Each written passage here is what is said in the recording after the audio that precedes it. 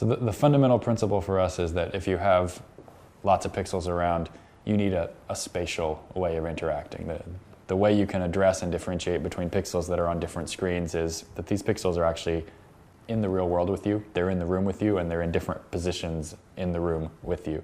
So if you can gesture, if you can point with a pointing device or with your hand, if you can point at a pixel, that's ideal. That's perfect.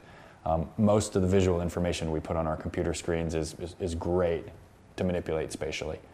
So that's our starting point. Now, not all devices have enough spatial sensing that you can build a full-scale spatial experience in every user context yet, but in a few years you definitely will be able to.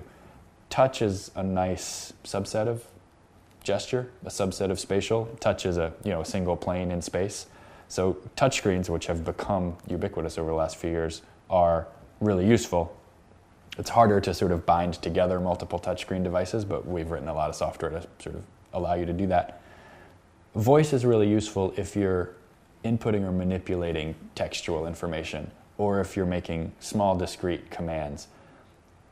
Voice breaks down anytime you're trying to manipulate visual information or move things around spatially.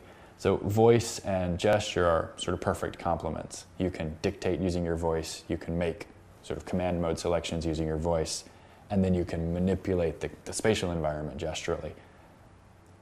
The keyboard's not going to go away for a while. The keyboard's just very, very good at text input, and it's good in environments where voice just isn't going to be good enough for a little while. So if you're a touch typist, we're going to have to pry your keyboard out of your cold dead hands, and that's okay.